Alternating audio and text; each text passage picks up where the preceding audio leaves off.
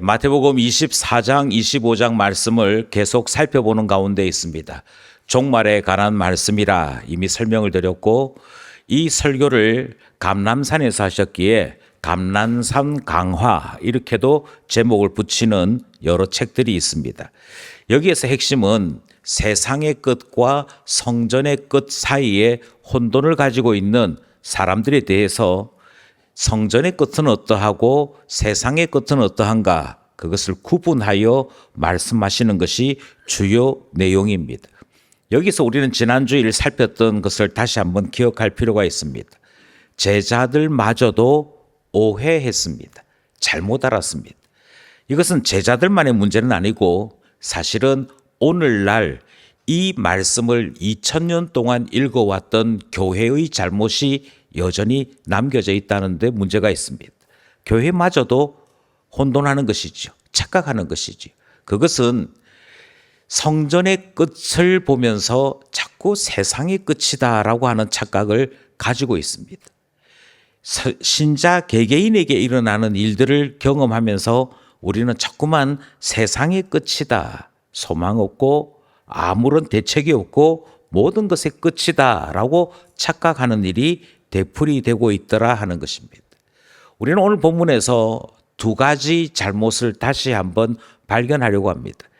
본문은 35절까지 이어지는 무려 20절이 넘는 본문인데, 이 본문을 길기도 하지만 자세하게 살펴볼 필요가 있기 때문에 이것을 3번 정도 나누어서 살펴보려고 합니다.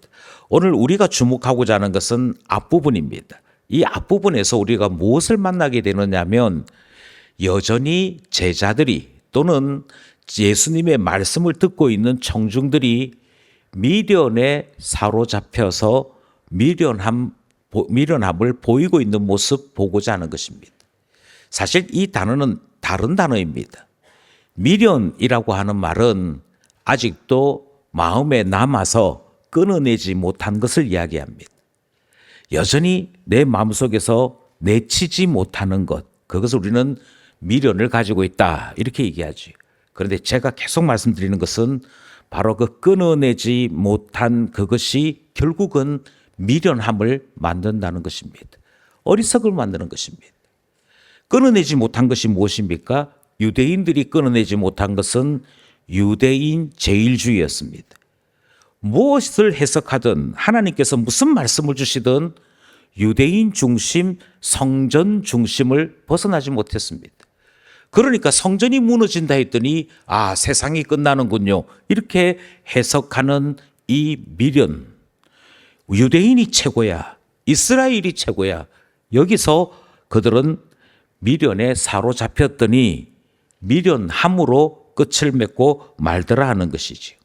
주님은 이 이스라엘 사람들에게, 특별히 유대인이면서 제자들에게 그렇지 않다 하는 것을 구체적으로 말씀하십니다. 예수님은 세상의 끝이라고 하는 이것이 오기 전에 앞서 많은 사건들이 있음을 4단계로 나누어 말씀하십니다. 첫 번째, 예수님께서 재난을 말씀하시면서 먼저 성전에 대환란이 있을 것이다.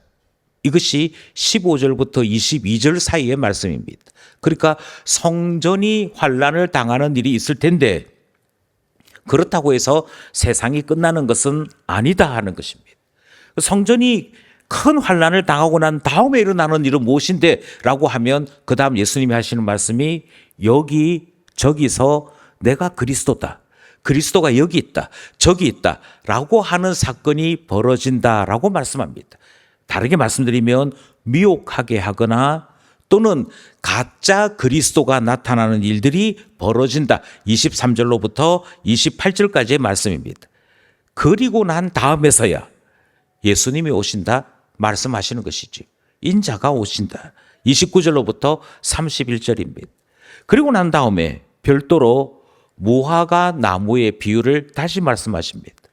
무화과 나무의 잎을 보면서 때를 구별하지, 이와 같이 그리스도인들이, 신자들이 깨어 있어야 할 것을 말씀하시므로 35절까지의 말씀이 이어집니다. 그러니까 성전의 끝이 세상의 끝이 아니다라고 말씀하고 있는 것이지요. 그런데 여러분, 이 정도 말씀하셨으면 알아들어야 합니다. 여기까지 이야기하면 알아들어야 합니다. 그런데 참 놀랍게도 이들은 여전히 어리석음 가운데 있습니다. 왜 어리석게 되었을까요? 그 어리석음을 만들어낸 첫 번째 걸림돌은 성전입니다. 주님의 성전에 대한 말씀을 그들은 들으면서 오해하기 시작합니다. 이 오해가 무섭게 그들을 어리석게 만들었습니다. 여기서 저는 다시 한 번 더 우리가 믿고 있는 교리에 대해 오해하지 말 것을 당부드리고 싶습니다. 우리는 칼뱅주의를 믿고 개혁주의 신앙 가운데 있습니다. 주님께서 작정과 예정을 통해 세상을 통치하고 계시며 지금도 하나님의 섭리 가운데 그의 택한 자녀들을 향한 하나님의 은혜와 사랑이 베풀어짐을 믿는 하나님의 사람들입니다. 그런데 이것이 지나쳐서 나는 구원 가운데 있어, 나는 예정을 입었어, 나는 그러므로 하나님께서 어떤 배반을 할지라도 나는 버리지 않아, 이 생각하고 계신다면 다시 말씀드립니다. 이스라엘 사람과 같이 미련한 것입니다. 이 미련이 어디에서부터 발생하게 되었느냐면 잘못된 지식에서부터 시작된 것이지. 이스라엘 사람들이 딱 그랬습니다.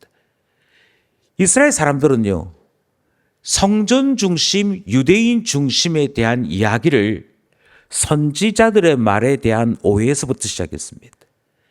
주님이 말씀하시지요.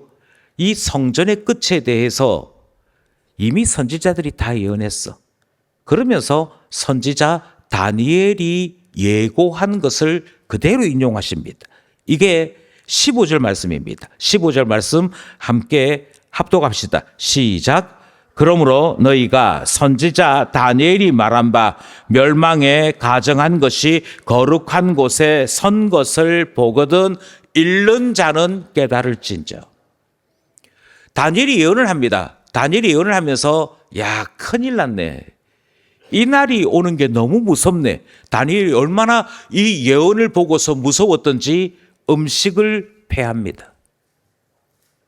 이 날이 다가오는 것이 얼마나 두려웠던지 신하로서 근무하기 위해 요즘 말로 하자면 청와대를 가야 되는데, 일하러 근무지로 가야 되는데 근무지로 가지도 못합니다. 자기가 살고 있는 집 바닥에 엎드려서 너무 두려워 벌벌 떠는 일을 합니다. 그만큼 무서웠습니다. 그만큼 무서워서 하나님 앞에 자비를 구하고 긍휼을 구하는 시간들을 가집니다. 그때 이야기합니다. 여호와의 날이 있다. 주님께서 진노를 드러내시는 날이 있다. 그 날이 너무도 무섭다. 그 이야기를 하고는 그 날이 어떤 날이냐면 주님이 말씀하시는 거룩한 곳. 유대인들은 거룩한 곳을 성전이라고 생각합니다. 하나님의 집이 가장 거룩하다고 생각합니다. 그런데 그 거룩한 곳에 멸망에 가정한 것이 세워지는 날이 있다. 유대인들에게 있어서 멸망에 가정한 것은 우상입니다. 그러니까 성전뜰에, 성전 마당에 우상이 세워지는 날이 이르거든 이 날이 마지막 날인 줄 알아라. 이 날은 진짜 무서운 날이다. 이 예고를 선지자 다니엘이 했다는 것입니다. 그러니까 유대인들 입장에서는 성전이 하나님의 거룩한 집인데 그 거룩한 곳에 우상이 세워진다? 이것도 무시무시한 일인데 그 날이 멸망의 날과 연결되어 있음을 유대인들은 예의주시했던 것이죠. 그런 날이 언제일까? 그런데 그런 날이 도래했습니다. 그때가 언제냐면 예수님이 오시기 전 167년에 있었던 일입니다. 167년에 있었던 이 일이 무슨 일이냐면 성전 그곳에서 제우스 신을 섬기겠다라고 제우스 제단을 세운 것입니다. 그리고 유대인들이 정결법에 의해서 금지된 돼지 기름을 성전과 성전 마당에 부어버린 사건이 있었습니다. 이 일은 왜 일어났는가 하면 안티오코스 에피파네스라고 하는 왕이 유대인들에게 모독을 주기 위해서 그들이 계속해서 자신이 정복 전쟁을 치룰 때마다 방해했다라고 하는 그것 때문에 분노해서 유대인들 모두를 멸시하거나 멸망시킬 목적으로 이와 같은 일을 행했던 것입니다. 그런데 이것이 유대인들에게는 도리어 영적인 도전이 되었습니다. 다니엘 선지자가 이야기했던 그 일을 그들이 눈으로 보았기 때문입니다. 정말 하나님의 집에 그 거룩한 곳에 우상의 더러운 것이 세워지기도 하고 성전을 더럽히기도 한 이 일들을 유대인들이 목격하면서 이거 참을 수 없다. 우리가 아무리 강한 군대 앞에 연약한 나라일지라도 죽기까지 이 일은 싸워야 한다. 그러면서 사람들이 모이기 시작합니다. 성전을 지키고 있던 제사장들을 중심으로 참된 유대인들이 모이기 시작합니다. 그리고는 항전을 합니다.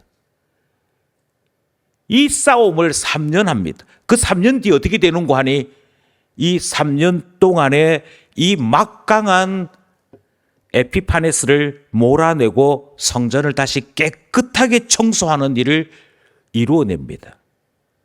유대인들은 이 날이 너무도 좋았습니다. 이 날이 너무도 좋아서 성전을 다시 깨끗하게 회복한 날을 국가 공휴일로 정합니다. 그리고 지금도 지키고 있습니다. 그러니까 곰곰이 생각해 보십시오. 선지자가 예언을 했습니다. 선지자가 예언을 했는데 진짜 일어난 거예요. 언제 일어났느냐면 예수님 오시기 167년 전에 일어났습니다. 그래서 그 위험성을 경고받은 이스라엘 사람들이 정신 바짝 차리고 다시 힘을 모아서 항전하는 전쟁을 했더니 이겼더라는 겁니다. 문제는 여기서부터입니다. 예언의 말씀이 있었습니다. 예언의 말씀이 정말 그대로 나타났습니다. 그래서 그 예언의 말씀을 힘입어 이 환난을, 이 어려움을 이겨냈다는 것입니다. 그래서 어떻게 됐냐고요? 그래서 어떻게 됐느냐면 선지자의 경고를 지워버린 겁니다. 선지자가 멸망의 날이 있다라고 하는 이 말을 그냥 그대로 지워버린 겁니다. 이것은 이미 성취된 일이니까요.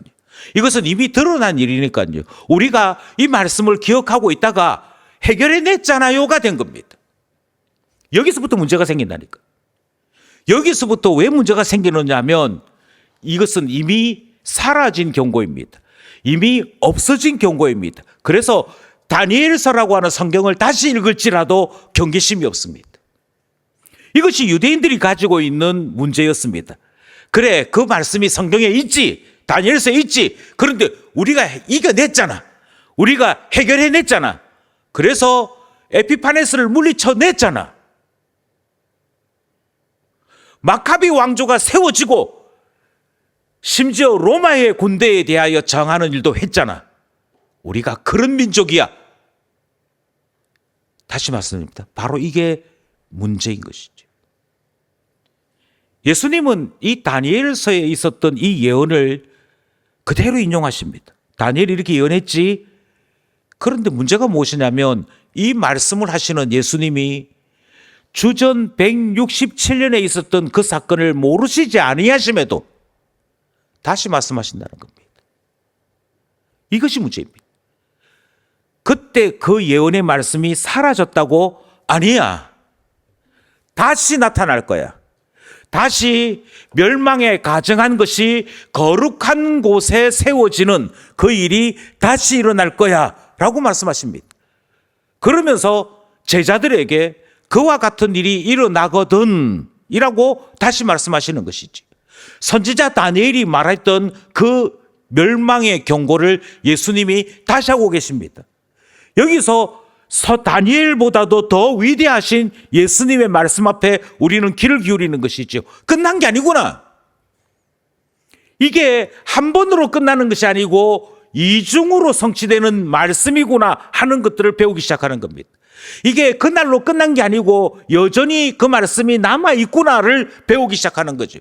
그러면서 예수님이 16절에서 이렇게 말씀하십니다. 그날이 얼마나 긴박하고 얼마나 위험한 날인지 자세히 새겨들어 그 정세가 보이거든, 그 현상이 보이거든, 너네들은 아무 생각도 어떤 논의도 필요 없고 산에 있는 자는 산에 있는 대로, 집에 다시 내려가서 옷 가지고 이런 거 하지 말고 그날이 보이거든 무조건 도망가라고 하는 말씀을 하십니다. 16절 말씀입니다. 사실은 16절, 17절 계속 이어지는 말씀인데 16절만 함께 합독하려고 합니다. 시작. 그때에 유대에 있는 자들은 산으로 도망할지어다. 유대 전역에 미치는 환란이라는 얘기지요.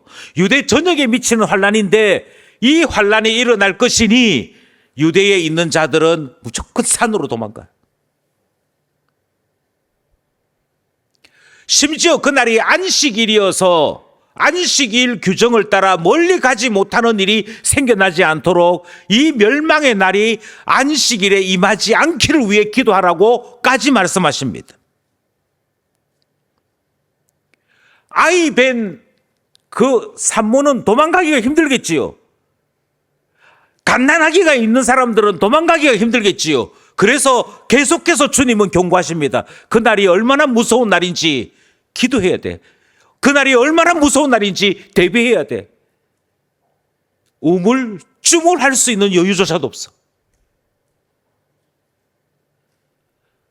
아니요, 우리 조상들이 마카비가 그거 다 해결했다니까요 라고 생각하는 유대인들에게, 이스라엘 사람들에게 아니야, 성전이 무너지는 날이 와. 성전이 무너지는 그 날이 온다니까. 다니엘이 예언했던 그 말씀 아직 다 끝난 게 아니야. 이 말씀을 다시 하고 계시는 것입니다.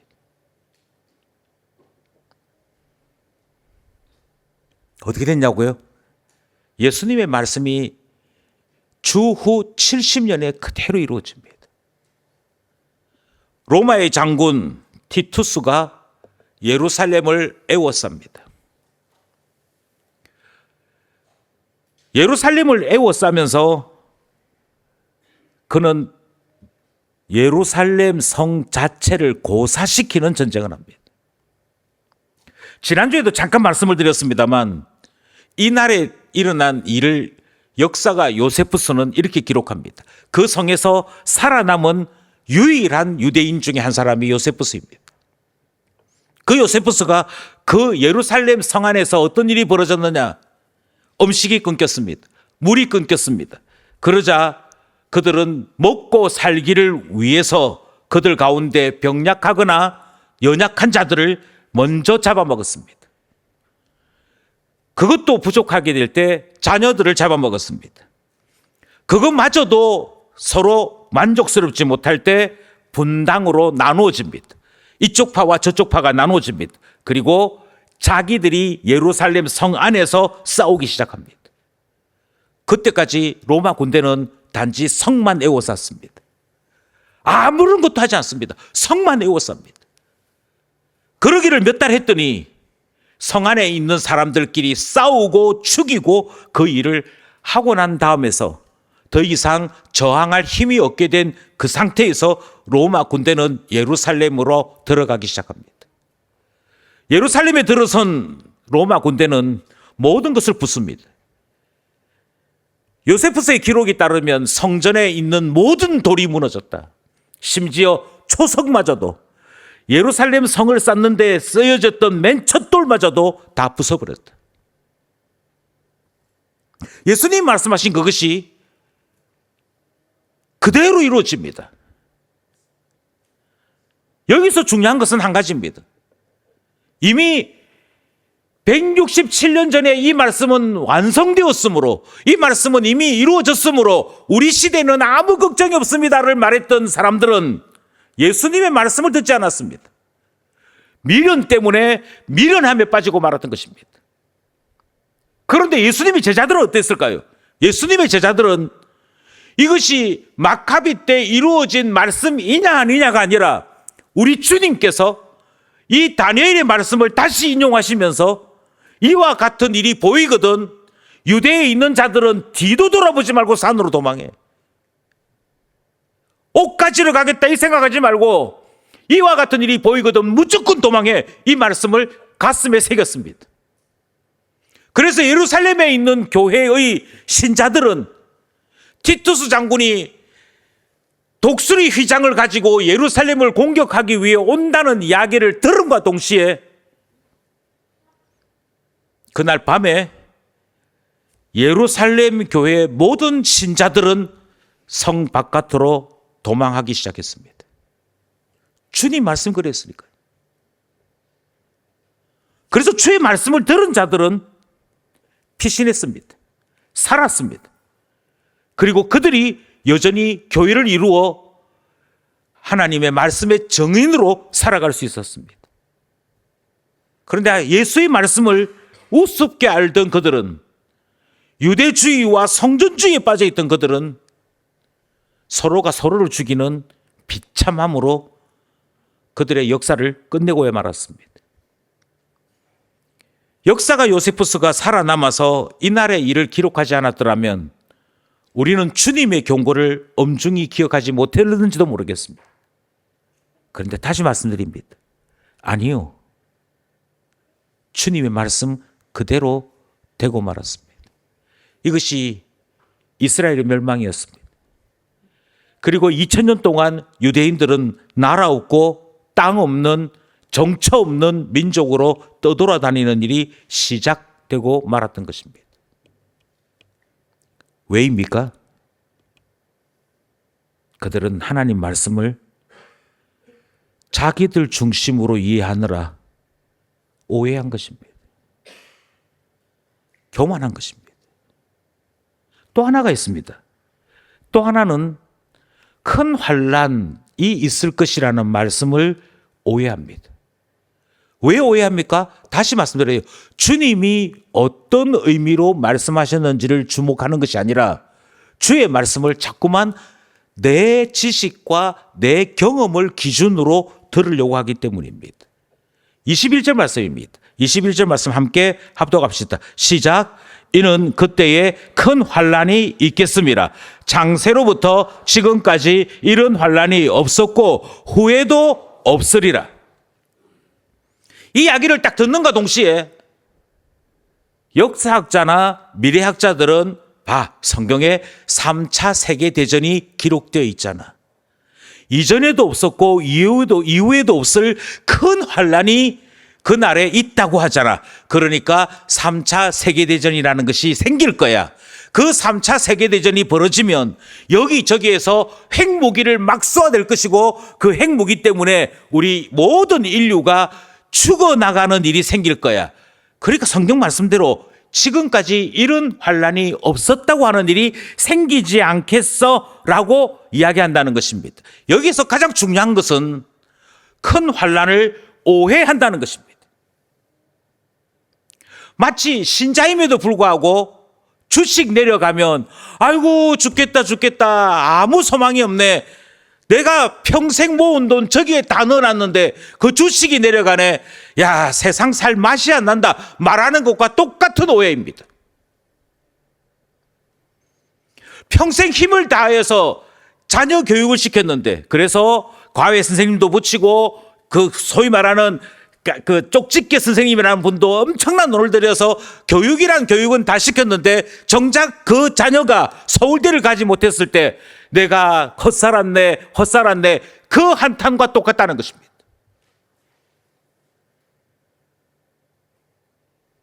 그들에게 있어서 큰 환난이 무엇이냐면 대학 가지 못한 게 큰 환난입니다. 그들에게 있어서 대환난이 무엇이냐 물으니까 돈이 증가하지 못한 게 대환난이래요. 이처럼 우리 모두는 환난에 대한 각자의 기준을 가지고 있습니다. 내가 원하는 대로 내 인생이 풀리지 않으면 환난이래요. 내가 원하는 대로 다른 사람들이 반응을 보여주지 않으면 세상 사는 게 너무 힘들대요. 나를 바꾸거나 하나님께서 무엇을 원하시는지에 대한 질문을 하지 않습니다. 왜요? 내가 알고 있는 큰 환난이란 큰 재난을 당하는 것이라고 생각하고 있기 때문입니다. 고통이 있고 어려움이 있고 막막함이 있으면 재난을 당하는 것이고, 이 재난은 곧 성경이 말씀하고 있는 환난과 같은 단어라고 생각하는 버릇을 가지고 있다는 것이지요. 그런데 주님은 그렇게 말씀하지 않습니다. 주님이 지금 말씀하시는 큰일은 전혀 다른 이야기입니다. 땅이 갈라지는 건요? 아니요. 나라와 나라끼리 전쟁하는 거죠? 아니요. 사람이 굶어 죽는 거요? 아니요. 재난을 큰 환난이라고 여기는 것은 지극히 세속적인 우리의 입장입니다. 지극히 개인적인 우리의 입장입니다. 이 눈이 여전히 우리에게 남겨져 있기에 우리의 자녀들은 신앙을 가지지 않습니다. 우리가 먹고 살만하거든요. 우리 가운데 급히 기도해야 될 제목이 눈에 보이지 않거든요. 재난이 있으면, 전쟁의 소문이 있으면 교회는 부흥하게 되어 있습니다. 사람들로 모여듭니다. 하나님, 이 전쟁 막아주십시오. 저 적군들이 우리에게 오지 않도록 주님 은혜를 주십시오. 저절로 기도하게 됩니다. 왜요? 재난을 당할 그때서야 필요한 게 신앙이라고 여기니까요. 그런데 주님이 그렇게 말씀하지 않아야 하십니다. 전쟁이 날 수 있을 거야. 땅이 갈라질 거야. 여기저기서 난리와 전쟁 소문 듣게 될 거야. 그런데 그제서야 주님이 산고의 시작이라고 말씀하시는 것을 기억해야 됩니다. 주님은 그런 것을 큰 환난 이렇게 말씀하시지 않습니다. 아니, 그러면 목사님, 성경이 말하고 있는 이 큰 환난은 뭔데요? 라고 물으신다면 성경을 언약의 눈으로 보셔야 합니다. 기드온을 큰 용사요 부르신 주님은 기드온이 다른 사람보다 팔 힘이 세기 때문이거나 동작이 민첩하기 때문이거나 대단한 전략을 가지고 있는 사람이어서 큰 용사라고 부르신 것이 아닙니다. 그는 담력이 없었습니다. 그는 체력으로도 강하지 않았습니다. 그럼에도 불구하고 하나님께서 기드온을 큰 용사라고 부르신 것은 하나님께서 그를 크게 쓰시고자 하는 계획이 있었기 때문입니다. 하나님 때문에 큰 용사로 불려진 것이지 그가 가지고 있는 것이 대단해서가 아니었다는 것입니다. 그러니 모든 능력이 하나님께로부터 옵니다. 모든 소망이 하나님께로부터 옵니다. 모든 희망이 하나님께로부터 옵니다. 우리의 살아가는 길에 모든 여정을 여시는 분은 하나님이십니다. 그래서 그 하나님이 이스라엘을 지명하여 부르셨습니다. 이스라엘을 지명하여 부르시면서 이스라엘을 어떻게 쓰시려고 하시느냐면 제사장 나라로 쓰시겠다고 하셨습니다. 이스라엘이라고 하는 나라를 통해 하나님께로 이르는 이 은혜를 베푸시겠다고 언약하셨습니다. 아브라함의 하나님, 이삭의 하나님, 야곱의 하나님이 그 민족을 나라로 만들어 그 나라된 이스라엘을 향해 구원 얻는 일, 하나님을 아는 일, 하나님께로 나오는 일, 하나님과 함께하는 구원의 길을 약속하여 주셨습니다. 그런데 그 이스라엘이 지금 멸망한다고요. 그런데 그 이스라엘이, 성전까지 있는 그 이스라엘이 하나님을 만나는 일을 게을리했더니 하나님 앞에 많은 사람들을 이끌어 하나님께로 모시고 가는 이 일을 제대로 하지 않았더니 하나님께서 성전 필요 없다 하시고는 돌 위에 돌 하나 남기지 아니하시고 허무는 일을 하셨다고요. 이 말을 다르게 얘기하면 이스라엘을 통하여 만민과 만국의 구원을 이루시기 원하셨던 하나님이 그 계획을 전부 엎으셨다는 것.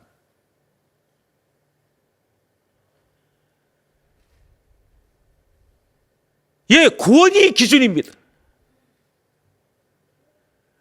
너는 건강하니 그게 기준 아니고요. 너는 돈 좀 있니 그게 기준 아니고요.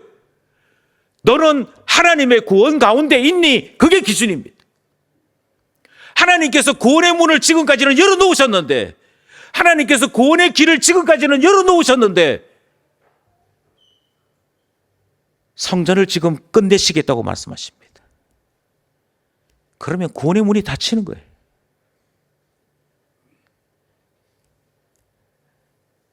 그러니 제발 재난을 환난이라고 말하지 않았으면 좋겠습니다.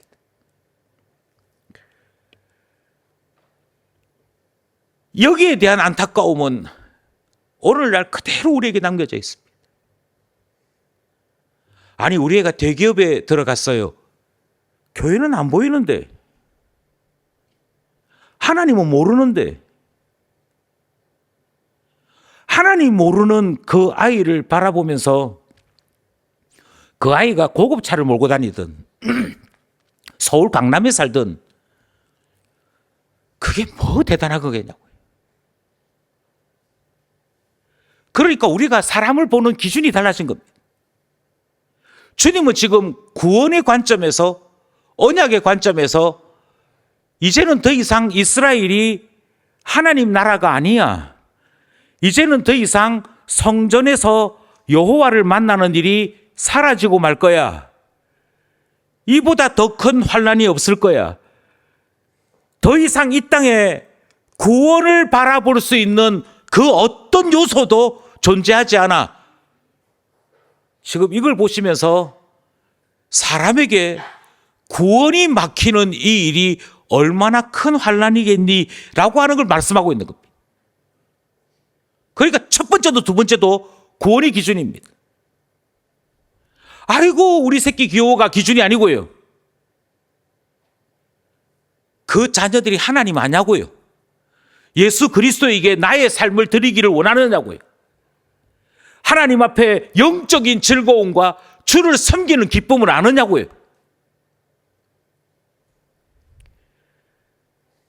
예수가 너무 좋아서 주를 위해 죽어도 좋습니다라고 말했던 우리일지라도 때로 눈물이 사라지고 마음이 각박해지고 목이 곧아질 때가 있으면 주님, 내 영혼이 죽게 되었습니다 때문에 가슴을 치고 엎드리는 것이 신자가 가지는 당연한 모습인데, 예배를 빠져도 아무 감각이 없고 하나님을 만나지 못해도 아무런 탄식이 없다면 지금 유대인이 걸어가고 있는 길을 그대로 걸어가는 겁니다. 예수님은 지금 성전이 무너진다, 완전히 무너진다, 이스라엘이 하나님의 언약에서 제외된다, 이것을 두고 이 큰 환난,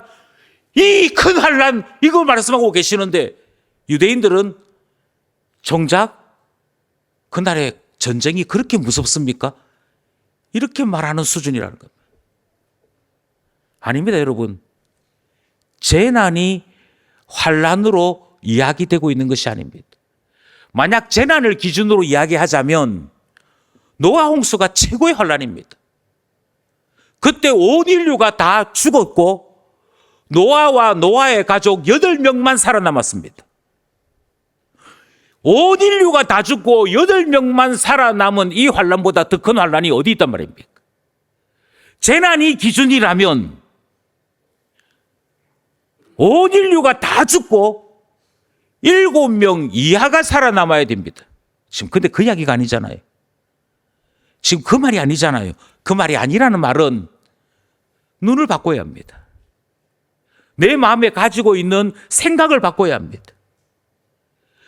예수가 나의 소망이라고 하는 이 생각에서 벗어나 일단 재산이 억 정도는 있어야 할 것 같습니다.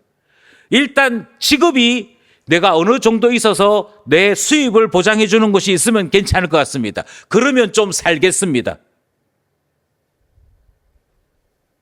이 생각은 미련입니다. 세상을 향한 끊임없는 프로포즈입니다. 여기에서 계속 머물면 미련함에 빠지는 겁니다. 성경이 말하고 주님이 말씀하시는 것을 깨닫지 못하게 되는 것입니다. 주님은 지금 구원을 이야기합니다. 구원을 베푸시는 하나님이 진노하셨습니다. 구원의 문을 닫으셨습니다.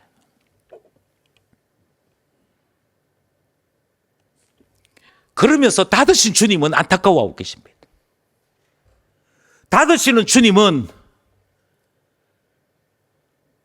이스라엘이, 하나님의 집으로 불리던 이스라엘이 황폐해졌어.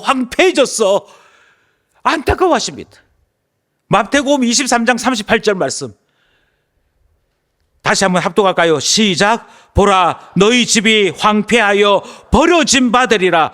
큰 환난이 주님이 지금 환난이라고 말하는 것은 이스라엘이 하나님 나라의 지위를 잃어버리는 것입니다. 그걸 환난이라고 말씀하세요.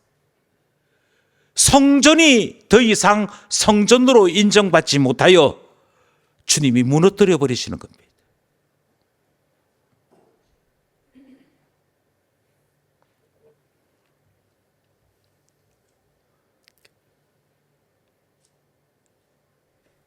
여기에 우리의 탄식이 있어야 되는 거 아닙니까?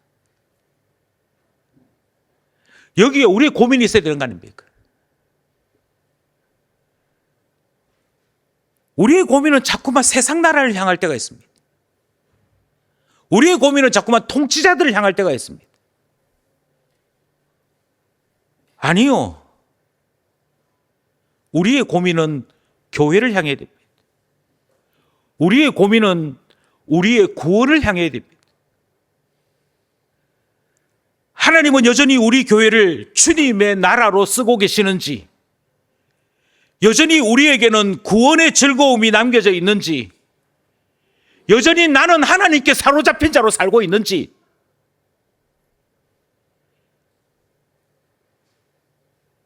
거기에 대해서 우리는 하나님 앞에 두려움으로 서요.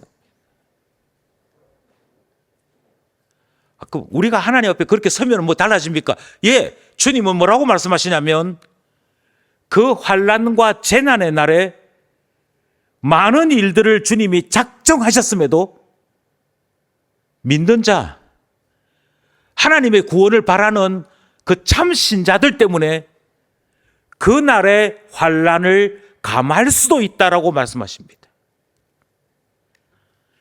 우리가 읽었던 본문 22절입니다. 함께 합독합시다. 시작.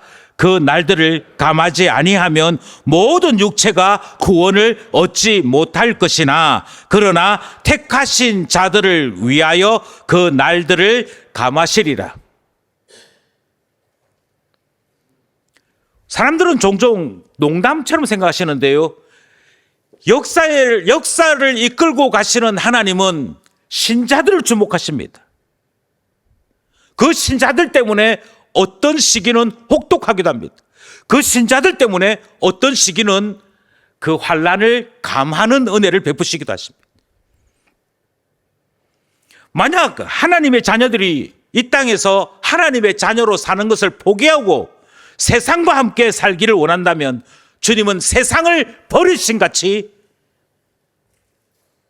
하나님의 자녀라 불리는 자들을 버리실 날이 있습니다. 그러나 비록 소수랄지라도, 비록 그들이 가지고 있는 재능과 위치와 재산이 미미하다 할지라도 하나님 앞에 살고자 하나님의 구원을 사모하며 주님만을 바라보는 그와 같은 자들이 있다고 하면 주님은 그들의 구원을 위해 환난을 감하시겠다, 그 날들을 감하시겠다 말하는 것을 보지 않습니까? 그러나 여러분, 이 말씀 앞에 다시 한번 두려움으로 서야 합니다. 참 안타까운 것은 신자들에게 이스라엘이 가진 미련함이 그대로 보인다는 것입니다. 우리는 이스라엘 사람들을 자꾸만 바라보면서 어떻게 사람들이 저렇게 미련할까? 하나님이 함께 하시면 그 광야에서도 하나님이 물 챙겨주시겠지, 음식 챙겨주시겠지, 뭘 불평하고 원망하다가 도리어 진노를 받아. 우리 이스라엘 바라보면서 늘 저 사람들은 참 미련해 이 말을 합니다.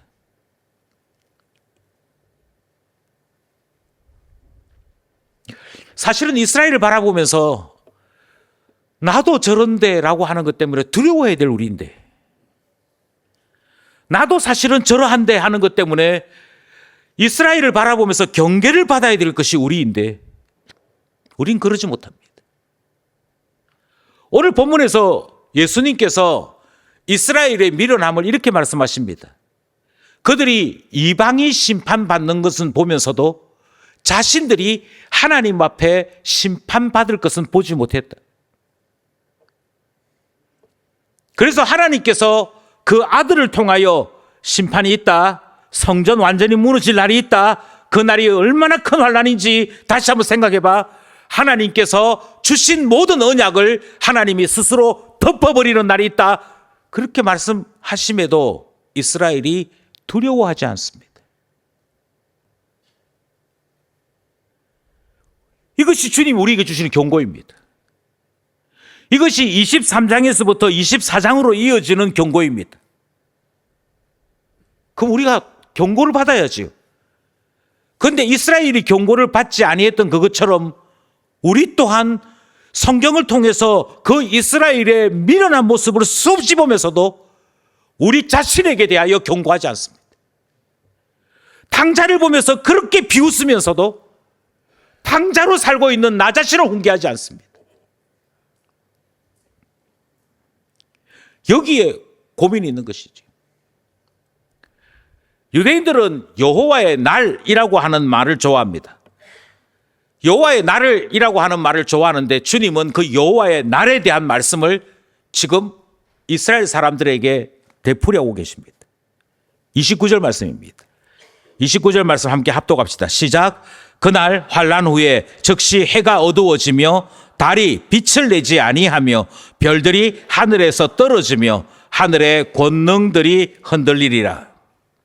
이 표현은 선지자들이 하나님께서 진노하실 때 나라를 흔들고 세상을 흔들던 모든 권세자들이 다 심판받아 하는 것을 선지자적 표현으로 말씀하신 내용들이었습니다. 이와 같이 하늘에 해가, 달이, 별들이 와르르 무너진다. 세상에서 해처럼 빛나고 달처럼 빛나고 별처럼 반짝이던 권세자들이 하나님이 심판하시는 그날에 다 심판받는다. 이거를 줄여서 여호와의 날이라고 불렀습니다. 그런데 문제가 생겼습니다.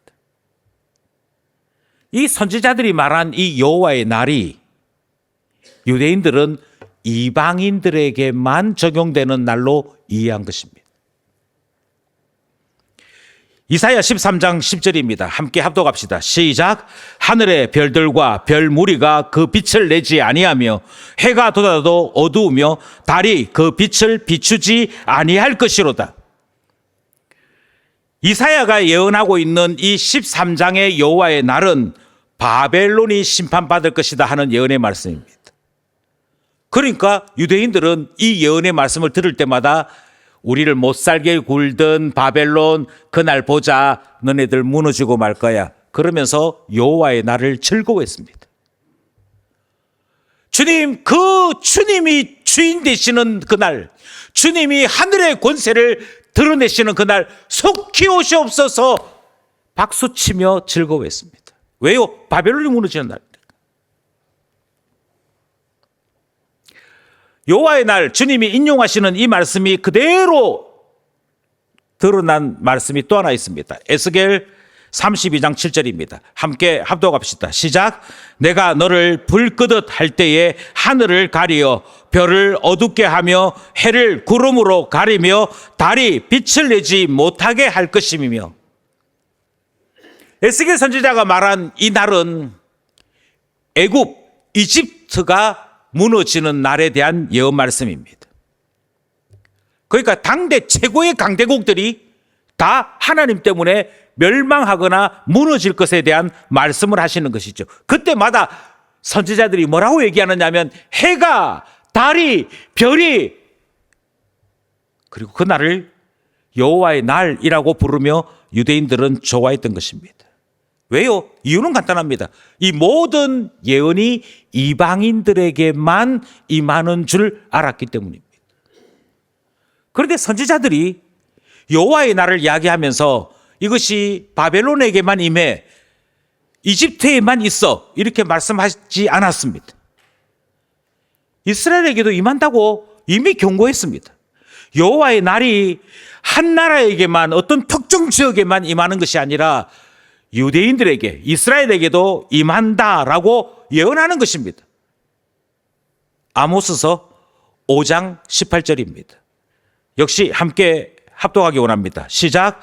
화 있을진저 여호와의 날을 사모하는 자여, 너희가 어찌하여 여호와의 날을 사모하느냐? 그 날은 어둠이요 빛이 아니라. 이미 말씀드린 대로 유대인들은 유대인 제일주의입니다. 이스라엘 중심입니다. 주님이 여호와의 날을 말씀하실 그때에도 긴장은 없습니다. 두려움은 없습니다. 왜냐하면 이 모든 예언은 다 이방인들에게만 미칠 것이기 때문에 주님이 하늘에서 해를, 달을, 별을 떨어뜨리시는 그와 같은 무시무시한 날이 임할 것이다 라고 이야기할 때마다 박수쳤습니다. 기뻐했습니다.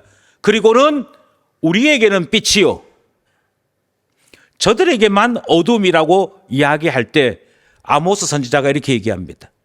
너희들은 왜 여호와의 날을 그렇게도 사모하니? 유대인들에게도 그 날은 어둠이야, 빛이 아니야.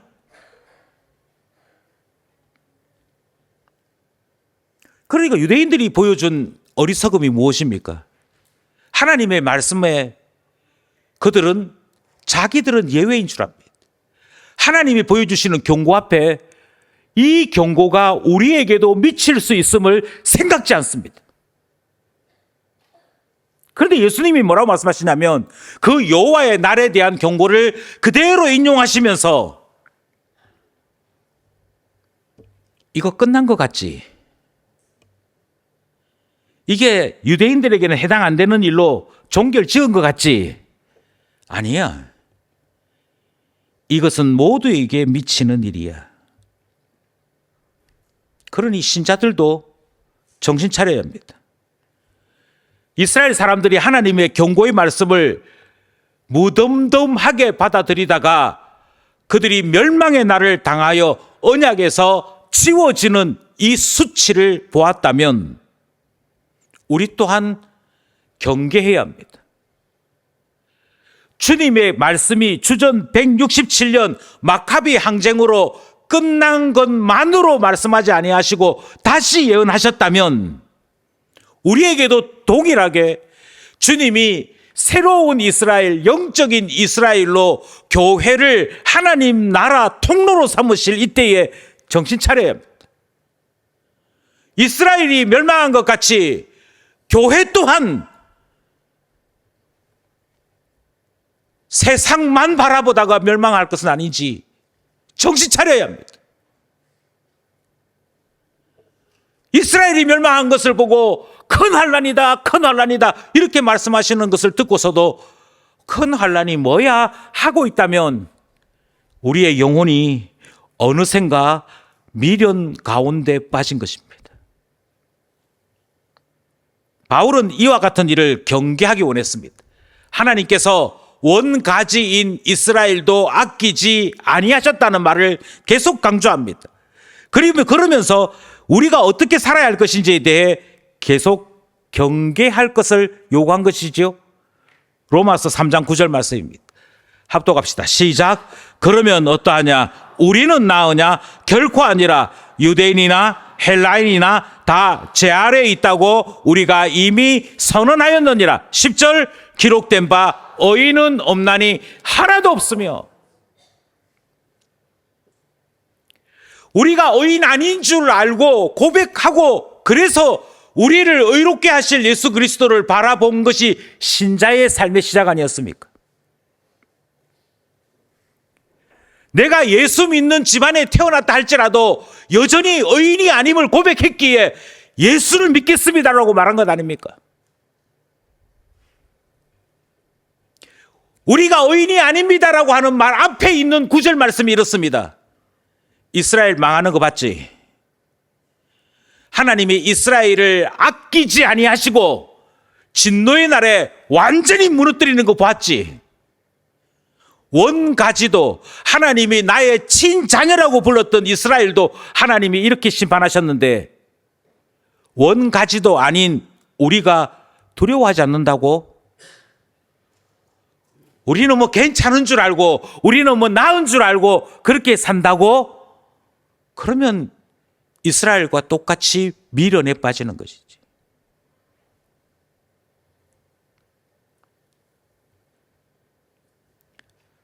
저는 특별히 우리를 미련에 빠지는 가장 무서운 유혹은 세속주의라고 말씀드리고 싶습니다. 세속주의, 세속화라고 하는 것이 무엇입니까? 그것은 우리 안에 타락된 모습이 나타나더라, 그거 아닙니다. 아니, 우리 교인들 가운데 동성애가 옳다고 말하는 사람이 있더라, 그거 아닙니다. 아니, 우리 교인들 가운데 예배 안 드려도 된다는 사람이 있더라, 그거 아닙니다. 교회에서 뭔가 타락된 모습이 보이면 교회가 요즘 세속화가 되어서 이렇게 얘기하는데 그것은 정확한 의미가 아닙니다. 세속화라고 하는 것은 신앙 가치가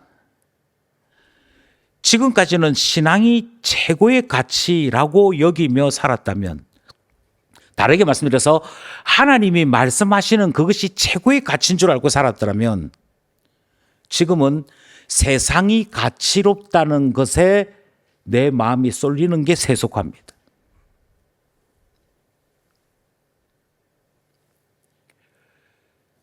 우리가 세속화되었는지 안 되는지 어떻게 아는데요? 제가 몇 가지 예를 들어 보겠습니다. 교회는 교회 학교를 운영합니다. 세상은 공교육이라고 하는 학교를 운영합니다.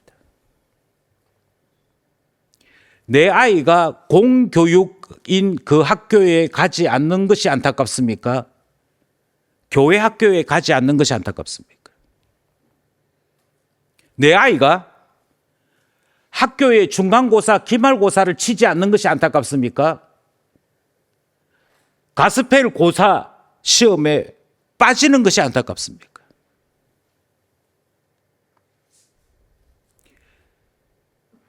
내 아이가 대통령이나 도지사가 주는 그 표창장, 그 우수상, 그것을 영화롭게 생각합니까? 아니면 교회가 주는 여러 칭찬들을 영화롭게 생각합니까? 세속화를 멀리 보지 마십시오. 제가 하나님 믿어요, 제가 그래도 기쁜 교회 교인이라고 밖에 가서 자랑해요, 다 필요 없고, 다시 말씀드릴게요. 우리의 가치 기준이 어디에 있습니까? 전에 농담 반 진담 반으로 이렇게 말한 적이 있습니다. 예배 인도를 부탁하면서 사례 주는 게 아까워서 우리 본교회 교육자들이 설교했으면 좋겠다. 제가 1절 거절했습니다. 아니, 본교회 교육자가 설교하면 사례 안 주고 외부에서 설교하면은 사례 챙겨주고, 이게 무슨 말씀에 대한 태도냐? 그럼 차라리 외부에서 다 모셔라고. 제가 이렇게 이야기하는 것은 간단합니다. 우리가 어느샌가 예배는 일부 어쩔 수 없이 형식상 드려야 되는 시간 정도로 생각하는 데 이르렀습니다. 가치롭지 않습니다. 중요하지 않습니다. 형식상 해야 되니까 예배 드리는 것이고, 예배 드리고자 하니까 설교자가 필요한 것이고, 설교자가 필요한데 굳이 돈 쓰고 싶지 않아서 있는 교육자한테 말하면 되지. 이것은 모든 가치를 돈으로 생각하는 것과 우리 자신이 가지고 있는 영적인 것은 소중하지 않다라고 하는 생각하는 것입니다.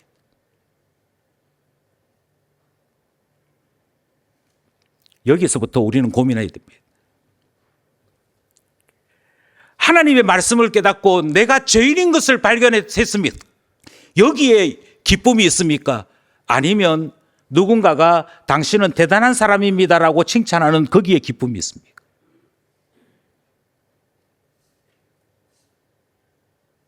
세속이 얼마나 무서우냐면요, 하나님 말씀이 이렇습니다 아무리 이야기해도 옆에 사람 말 한마디에 모든 설교가 엎어집니다. 뭐 그래 회사도 돈이 최고지 뭐, 이 한마디에 다 엎어집니다. 사회적 지위가 높은 사람과 사회적 지위가 낮은 사람이 교회에 세가적으로 등록했을 때 우리의 태도는 정말 동일합니까?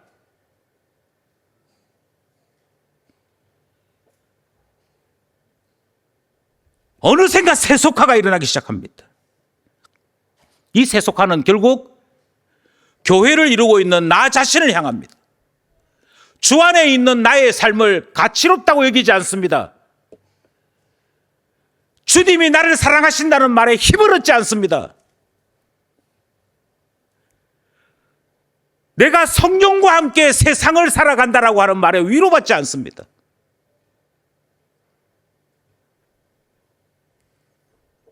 결국 우리가 지금 꿈꾸는 것은 세상이 교회보다 가치롭다라고 하는 것을 꿈꾸고 살아갑니다.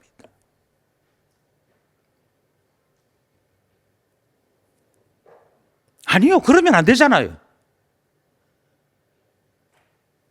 아니요, 그런데 자꾸만 그렇게 가고 있습니다.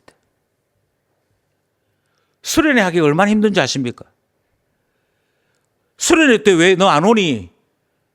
예, 야자해야 됩니다. 보충해야 됩니다. 뭐 해야 됩니다. 그래서 한때는 날짜 맞추기가 어려워서, 이유는 간단합니다. 교회 학교가 뭘 할지라도 세상 학교가 먼저입니다. 더 기가 찬 것은 믿음을 가르쳐야 될 제1선생인 부모들이 이 일에 더 협조합니다. 아, 우리 애가 지금 고등학생인데, 고3인데 공부해야 되는데 지금 수련회가 문제냐고.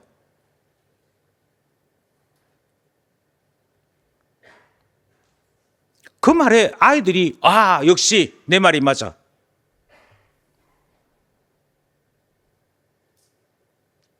그럼 어떻게 되냐고요?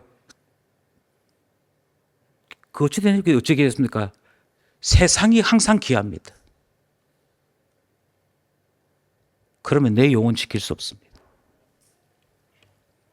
경건에 대하여 야고보서 1장 27절은 이렇게 말씀합니다. 함께 합독합시다. 시작. 하나님 아버지 앞에서 정결하고 더러움이 없는 경건은 곧 고아와 과부를 그 환난 중에 돌보고 또 자기를 지켜 세속에 물들지 아니하는 그것이니라. 성경은 세속에 물들지 말라고 이야기하는데 우리는 하나님의 경고의 말씀 앞에서도 코웃음 칩니다. 이 말씀은 저 유대인들에게 임하는 것이지 나와는 상관없어.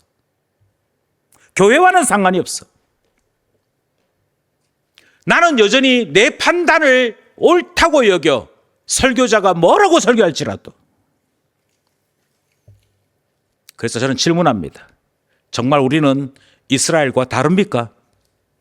정말 교회는 이스라엘과 다른 하나님의 언약의 통로요, 하나님이 사랑하는 자요, 하늘의 복에 신령한 복을 받는 참된 주의 은혜의 시온소입니까?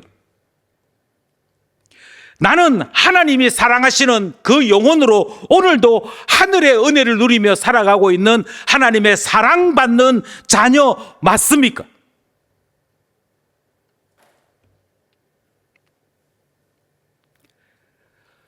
여기에 자신이 없습니다. 저는 여기에 자신이 없습니다.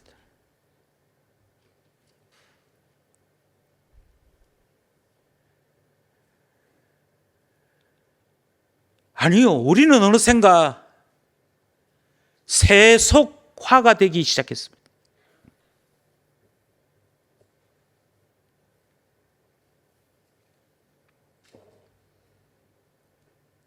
만약 이 말씀을 듣는 가운데 목사님, 그러면 이미 세속화를 살아가고 있는 저는 어찌해야 됩니까?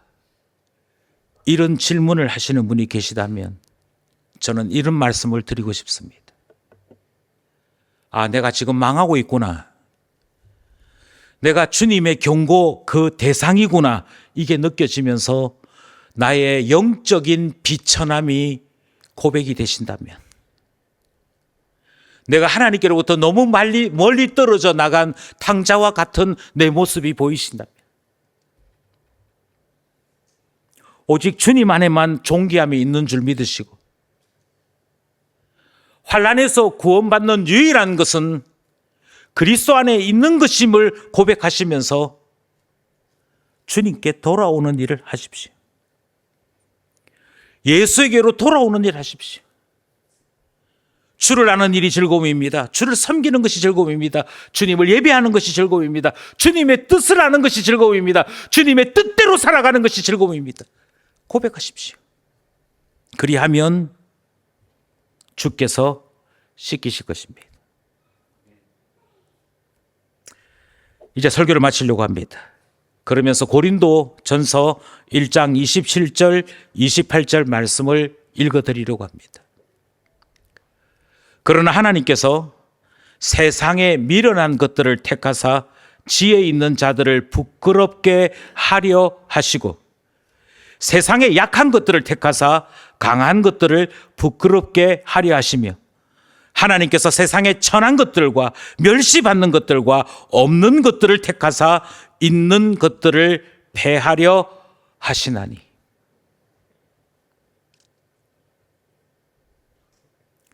세상의 눈으로는 미련한, 세상의 눈으로는 없는 자입니다. 그러나 그래서 하나님이 나와 함께 하시고 세상을 부끄럽게 하시는 일 하시고자 하는 것 아니겠습니까? 세상을 부러워하지 마십시오. 주님의 말씀을 두려워하며 하나님 안에 우리 영혼들을 다시 한번 깨끗하게 씻겨 은혜 안에 살아가는 우리 모두 되기를 간절히 소원합니다.